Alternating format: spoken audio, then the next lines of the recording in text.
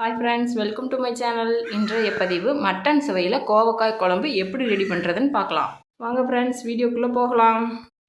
கோவக்காயை cut பண்ணி எடுத்தோம்னா ஒரு வளவளப்பு தன்மை இருக்கும். அந்த வளவளப்பு தன்மை போகணும்னா நம்ம அரிசி களைஞ்ச தண்ணியில் கோவக்காயை கழுவுனோம்னா அந்த கோவக்காயில் இருக்கிற வளவளப்பு எல்லாமே போயிடும். இங்கே வீடியோ பார்த்தீங்கனாலே தெரியும் கோவக்காயில் எவ்வளோ ஒரு வளவளப்பு தன்மை இருக்குதுன்னு. சுத்தமாக கோவக்காயை க்ளீன் பண்ணி எடுத்தாச்சு. ஸ்டவ் ஆன் பண்ணி ஒரு கடாயை எடுத்து வச்சுருக்கேன். கடாய் நல்லா ஹீட் ஆனதுக்கப்புறம் 3 ஸ்பூன் நல்லெண்ணெய் சேர்த்துக்கோங்க. எண்ணெய் ஹீட் ஆனதுக்கப்புறம் நம்ம எடுத்து வச்சுருக்கிற கோவக்காயை எல்லாமே சேர்த்துக்கலாம். கோவக்காய் வதங்கிறதுக்கு ஒரு 1/4 ஸ்பூன் உப்பும் சேர்த்துக்கலாம். கோவக்காய் ஃப்ரை ஆகிட்டு இருக்கும்போதே நம்ம அரைக்கிறதுக்கு தேவையான மசாலா ரெடி பண்ணிடலாம். ஸ்டவ் ஆன் பண்ணி ஒரு கடாய் எடுத்து வச்சுருக்கேன். நம்ம அரைக்கிறதுக்கு என்னென்ன ஸ்பைசஸ் வேணும்னு பார்த்துக்கலாம்.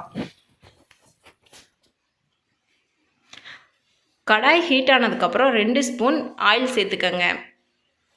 ஆயில் நல்லா ஹீட் ஆனதுக்கப்புறம் நம்ம எடுத்து வச்சுருக்கிற ஸ்பைசஸ் எல்லாம் சேர்த்துக்கோங்க.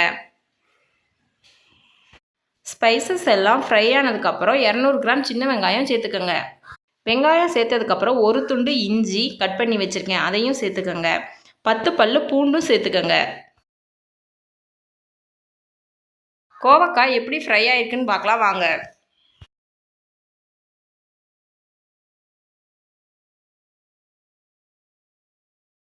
வெங்காயம் பாதி அளவு ஃப்ரை ஆகிருக்குது. இன்னுமே வெங்காயம் ஃப்ரை ஆகணும். ஒரு தக்காளியை கட் பண்ணி எடுத்து வச்சுருக்கேன், அதையும் சேர்த்துக்கலாம். வெங்காயத்து கூட தக்காளி சேர்த்து தக்காளியும் நல்லா வதங்கியதுக்கப்புறம் 1/2 கப்பு தேங்காய் எடுத்து வச்சுருக்கேன், அதையும் சேர்த்துக்கலாம். கோவக்காய் பாதி அளவு நல்லாவே வதங்கிடுச்சு. இப்போது அரைக்கிறதுக்கு தேவையான பொருளை நம்ம வீட்டிலே ரெடி பண்ணி வச்சுருக்கிற குழம்பு மிளகாய்த்தூள் 2 ஸ்பூன் சேர்த்துக்கலாம்.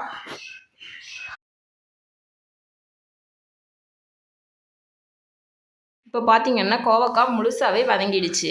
நம்ம அரைக்க தேவையான பொருள் எடுத்து வச்சுருக்கிற ஒரு பெரிய மிக்சி ஜாரில் சேர்த்து தண்ணி ஊற்றி அரைச்சி எடுத்துக்கலாம் நைஸ் பேஸ்ட்டாக. கோவக்காயை வேறு ஒரு பிளேட்டுக்கு மாற்றிட்டு அதே கடாயில் 2 ஸ்பூன் நல்லெண்ணெய் சேர்த்துக்கோங்க. எண்ணெய் ஹீட் ஆனதுக்கப்புறம் கடுகும் சேர்த்துக்கோங்க. கடுகு பொரிஞ்சதுக்கப்புறம் கருவேப்பிலை சேர்த்துக்கோங்க. நம்ம அரைச்சி வச்சுருக்கிற பேஸ்ட்டையும் சேர்த்துக்கலாம்.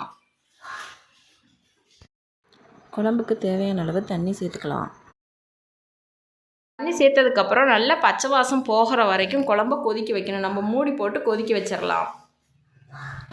ரெடி பண்ணி வச்சுருக்கிற குழம்பு பாதி அளவு கொதிச்சதுக்கப்புறம் நம்ம வதக்கி வச்சுருக்கிற கோவக்காயும் சேர்த்துக்கலாம்.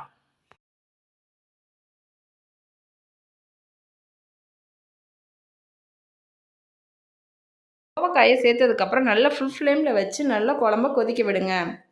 10 நிமிஷத்துக்கு அப்புறம் கோவக்காயும் நல்லா வெந்துடும். குழம்பு ஓரளவுக்கு கெட்டிப்பதம் வந்துடும். அப்போ நீங்கள் அடுப்பை ஆஃப் பண்ணிடலாம்.